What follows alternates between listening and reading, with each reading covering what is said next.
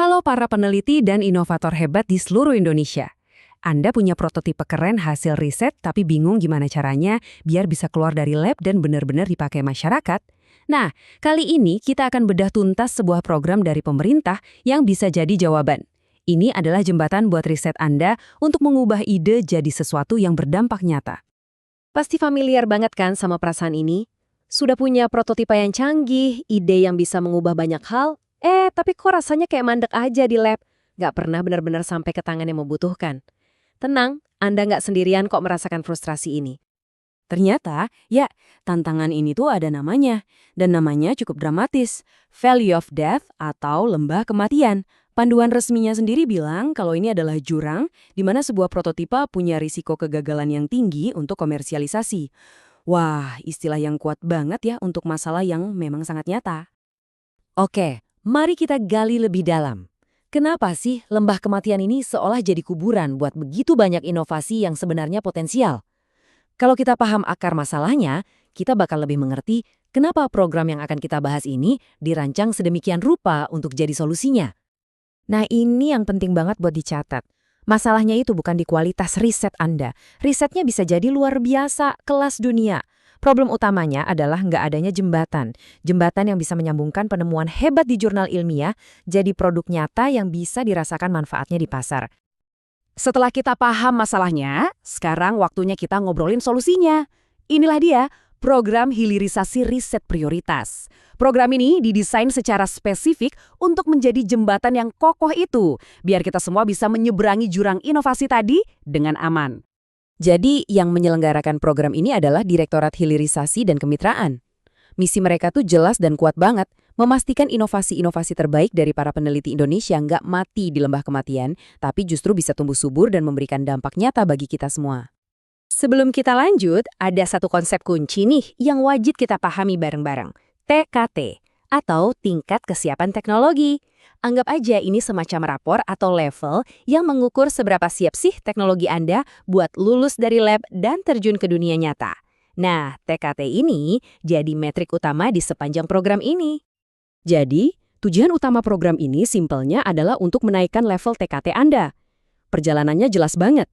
Program ini akan mendanai riset Anda untuk naik kelas. Dari yang awalnya TKT 4, di mana prototip Anda baru terbukti di lab, terus maju lewat berbagai pengujian, sampai akhirnya bisa mencapai TKT 8. Di level ini produk Anda sudah siap dan tersertifikasi untuk pasar. Kelihatan kan alurnya? Oke, sekarang kita masuk ke bagian yang paling praktis. Mungkin Anda dari tadi udah bertanya-tanya nih, kira-kira saya bisa daftar nggak ya? Nah, mari kita intip bareng-bareng apa saja persyaratan spesifik buat para peneliti yang mau ikutan.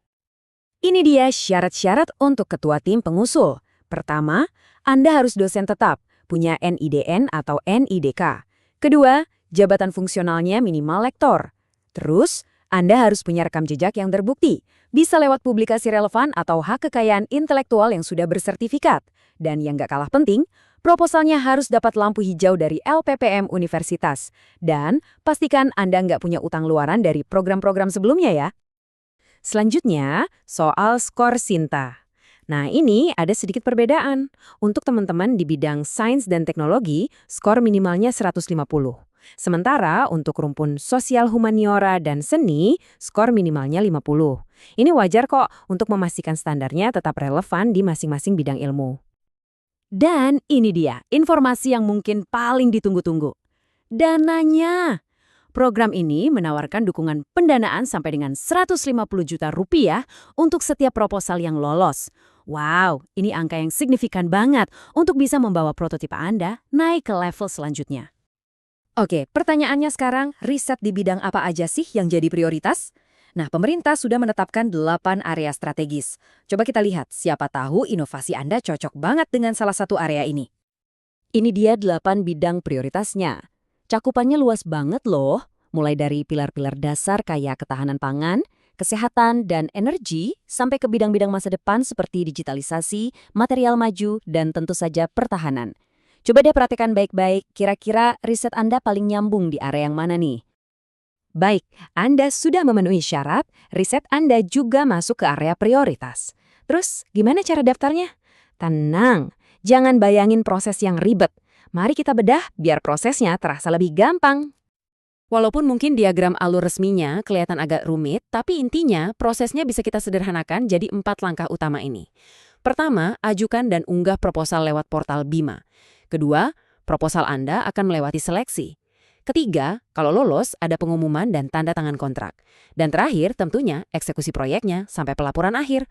Jauh lebih mudah dipahami kan kalau begini? Kita udah bahas apa itu programnya, siapa yang bisa ikut, dan bagaimana caranya. Sekarang kita sampai di pertanyaan paling fundamental. Kenapa sih kita harus repot-repot ikut ini semua? Jawabannya, percayalah, jauh lebih besar dari sekedar dapat dana. Ini semua tentang dampak. Jadi, mari kita simpulkan ya. Ini bukan cuma soal uang. Ini adalah kesempatan emas buat Anda mendapatkan sumber daya penting untuk menyeberangi si lembah kematian tadi. Ini tentang menciptakan inovasi yang dampaknya nyata, ikut berkontribusi ke ekonomi nasional, dan juga membangun jembatan yang lebih kuat antara dunia kampus dan industri. Dan mungkin yang paling penting, ini tentang kepuasan batin melihat hasil riset Anda akhirnya hidup dan berguna. Jadi, setelah menyimak semua ini, pertanyaan terakhir saya kembalikan ke Anda. Apakah prototipe yang selama ini Anda perjuangkan di dalam lab sudah siap untuk mengambil langkah besar berikutnya? Dan mungkin mengubah dunia? Program ini bisa jadi jalannya.